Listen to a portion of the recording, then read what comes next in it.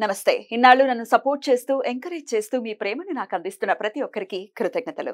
అలాగే ఈ వీడియో కూడా ఖచ్చితంగా మీకు ఉపయోగపడుతుంది. లైక్, షేర్ అండ్ సబ్స్క్రైబ్ చేసి మీ సపోర్ట్‌ని నాకు అందించండి. అలాగే ఈ వీడియో పట్ల మీకున్న అభిప్రాయాన్ని కామెంట్ సెక్షన్‌లో కామెంట్ చేసి తెలియజేయండి. ఇప్పుడు వీడియోని చూద్దాం. నమస్తే. Welcome to our channel. నేను పద్మిని. ప్రస్తుతం మనతో పాటు ప్రముఖ ఆధ్యాత్మికవేత్త, ఆస్ట్రో న్యూమరాలజిస్ట్, వేదిక్ వాస్తు స్పెషలిస్ట్, శ్రీ విద్య మరియు హనుమత్ ఉపాసకులు బ్రహ్మశ్రీ సిస్లా జయశంకర్ గారు మనతో పాటు ఉన్నారు. మాట్లాడదాం. సార్ నమస్తే సార్. అమ్మా ఆయుష్మతి భవ. సార్ నక్షత్రాల గురించి చెప్తూ ఉన్నారు. కృత్తికా నక్షత్రం ఎలా ఉంటారు సార్ ఈ జాతకులు? ఎవరి ఆరాధన విశేషంగా చేసుకోవాలి అనేది ఒకసారి మీ ద్వారా. కృత్తికా నక్షత్ర జాతకులు రవి అధిపతి. వీళ్ళు సుబ్రహ్మణ్యేశ్వర స్వామి ఆరాధన విశేషంగా చేసుకుంటే వీళ్ళకి జీవితంలో సక్సెస్ ఉంటుంది. జనరల్గా వీళ్ళ గుణగణాలు ఎలా ఉంటాయంటే, విషయములు క్రమంగా గ్రహింపగలరు. అంటే 1 by 1 అన్ని అర్థం చేసుకుంటారు. భ్రాంతి నొందరు, శారీరక బలం గలవారు, చపలురు, తేజస్సు గలవారు, సత్యపరులు, బహుగృహములుండును, బహు ప్రలాపములాడుదురు, అప్పు తీసుకున్న వారి దగ్గర త్వరగా బాకీ తెచ్చుకోలేరా డబ్బులు? ఇది కామన్గా ఉండే కృత్తికా నక్షత్రం లక్షణాలు.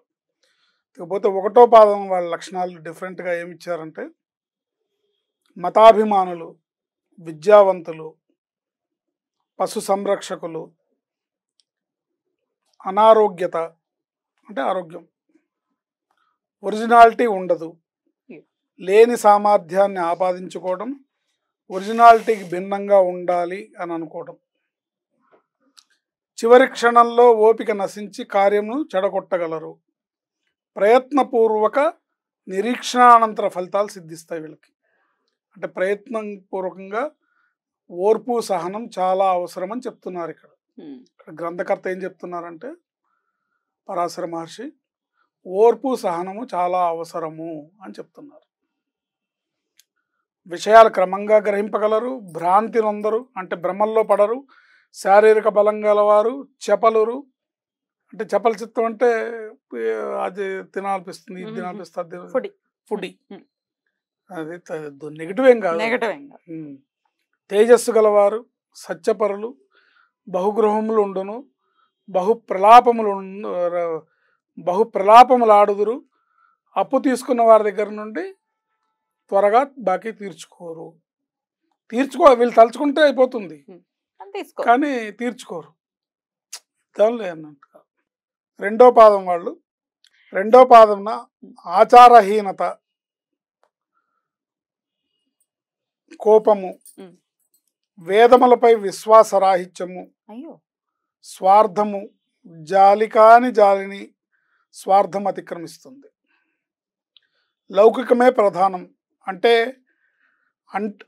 అంటనట్లు పోతూ ఉండాలి. ఏ విషయంలోనైనా అహంకరిస్తే నష్టపోతారు.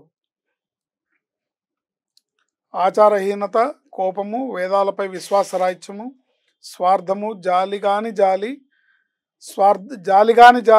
స్వార్థం అతిక్రమిస్తుంది. లౌకికమే ప్రధానము అంటే లౌకికంగా జీవించే ముందు నేను బతకాలి కదా, నేను ఇంపార్టెంట్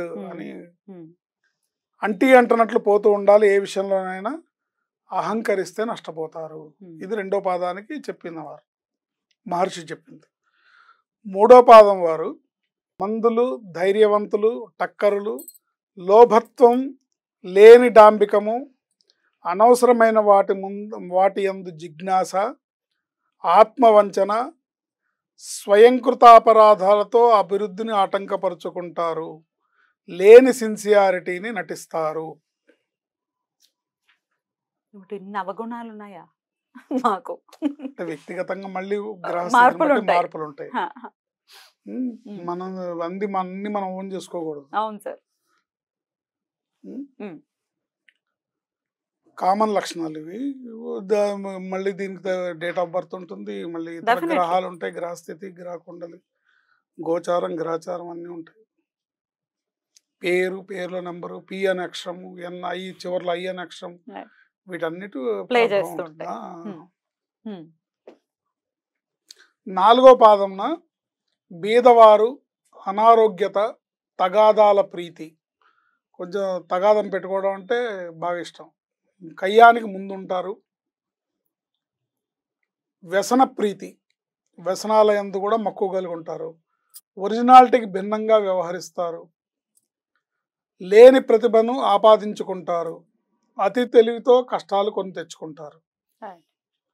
సో వీళ్ళు సుబ్రహ్మణ్య స్వామి ఆరాధన చేయడం వల్ల, సుబ్రహ్మణ్య స్వామి మంత్రాన్ని జపించడం వల్ల, సుబ్రహ్మణ్య స్వామి దేవాలయాన్ని దర్శించడం వల్ల వాళ్ళకున్న ఏవైతే గుణాలు, ఉండకూడని గుణాలు ఉన్నాయో ఆ గుణాలు తొలగిపోయి మంచి గుణాలతో వృద్ధిలోకి వస్తారు. అయితే ఒక్కొక్క పాదానికి డెఫినెట్ గా మైన్యూట్ డిఫరెన్సెస్ అనేవి ఉన్నాయి. మరి ఖచ్చితంగా మార్చుకోవాల్సిన అంశాలు ఏంటి సార్ ఈ కృతికా నక్షత్రం వాళ్ళు? ఖచ్చితంగా మార్చుకోవాల్సిన అంశాలంటే కృతికా నక్షత్రం వాళ్ళు అనవసరమైన విషయాల్లో తలదూర్చకుండా, కయ్యానికి కాలు దూవకుండా, కయ్యానికి కాలు దూవకుండా, అబద్ధాలు ఆడకుండా, కాస్త వాస్తవానికి దగ్గరగా,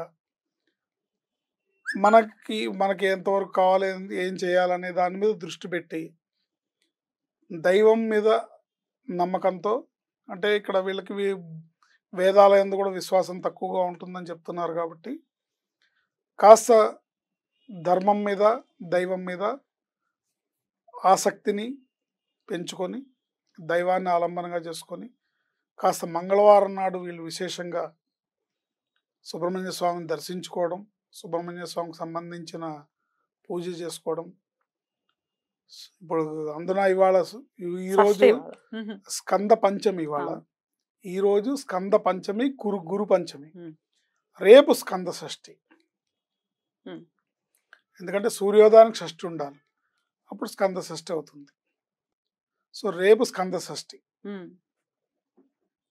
ఈ సమయంలో సుబ్రహ్మణ్య స్వామిని దర్శించడం, సుబ్రహ్మణ్య స్వామిని జపించడం, సుబ్రహ్మణ్య స్వామిని ఆరాధించడం విశేషమైన ఫలప్రదంగా ఉంటుంది.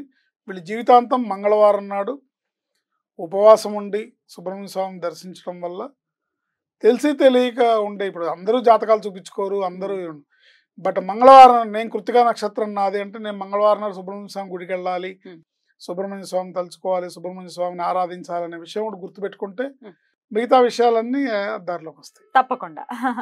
సో మేజర్ గా ఆయన సుబ్రహ్మణ్యేశ్వర స్వామి దర్శనం చేత కూడా ఆయన సంతుష్టులు చెందుతారు అని కూడా అంటూ ఉంటారు. కాబట్టి స్వామి నమస్కార ప్రియుడు, నమస్కార ప్రియుడు. పరిపూర్ణంగా మనస్ఫూర్తిగా ఒక్క నమస్కారం ఆయనకు సమర్పిస్తే ఆయన సంతుష్టుడు అవుతాడు. ఒక్క నమస్కారం. ఆయన మీరు టన్నుల కొద్ది పూలు ఎక్కర్లేదు, అంటే అభిషేకాలు, పూజలు, రాసుల కొద్ది. అద్భుతం, చాలా బ్యూటిఫుల్ గా ఎక్స్ప్లెయిన్ చేశారు సార్. ఇక నెక్స్ట్ ఎపిసోడ్ లో రోహిణి నక్షత్రం గురించి మాట్లాడుకుందాం. Thank you sir. నమస్తే. ఆయుష్మతి.